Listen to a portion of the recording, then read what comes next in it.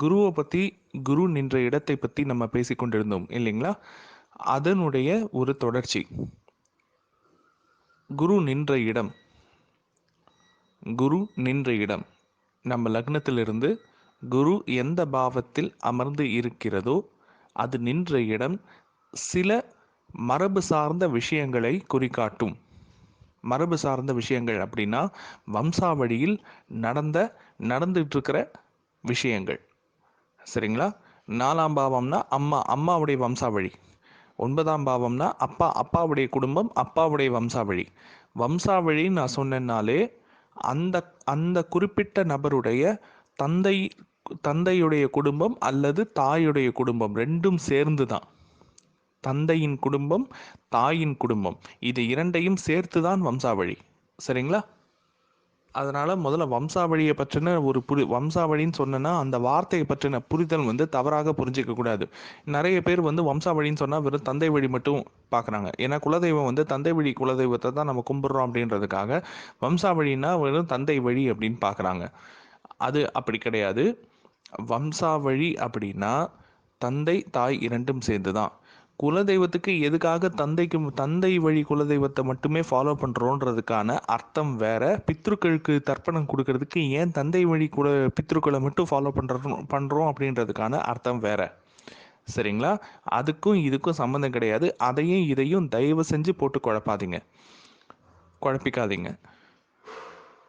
ஜென்ரலாக ஒரு கிரகம் ஒரு பாவத்தில் நிற்குதுன்னா அந்த பாவத்தினுடைய மரபு சார்ந்த விஷயங்கள், மரபுன்னா தந்தை வீட்டு வழி தாய் வீட்டு வழி குடும்பம் இரண்டையும் சேர்த்து தான். சரிங்களா? சரி, இப்போது உதாரணத்திற்கு குரு 4ஆம் பாவத்தில் அமர்ந்து இருக்கிறது அப்படின்னு வச்சுப்போம். குரு 4ஆம் பாவத்தில் அமர்ந்திருக்குன்னா அம்மாவுடைய குடும்பம், அம்மாவுடைய வம்சாவழி, அம்மாவுடைய தாய் வீட்டு வழி, அம்மாவுடைய தகப்பன் வீட்டு வழி, இந்த வழிகளில் கண்டிப்பாக பல தார அமைப்பு ஏற்பட்டிருக்கும். பல தார அமைப்பு, பல தார தோஷம். பல தார தோஷம்னா 2ற்கு மேற்பட்ட திருமணம்.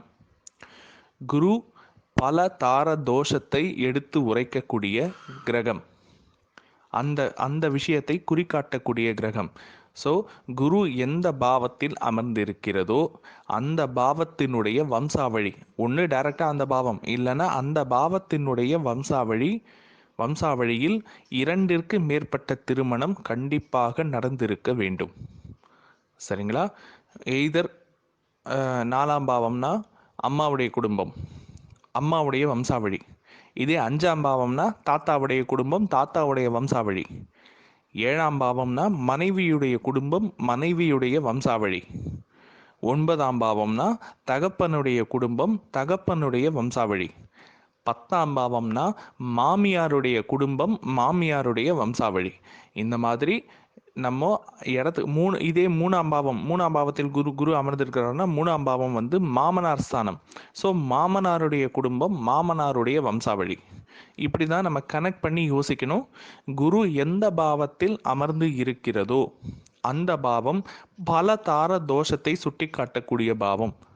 ஒன்று அந்த பாவத்தை சேர்ந்த நபர் அல்லது அந்த நபருடைய வம்சாவழியில் கண்டிப்பாக 2ற்கு மேற்பட்ட திருமணம் நடந்திருக்கும், இல்லை நடக்க போகுதுன்னு அர்த்தம்.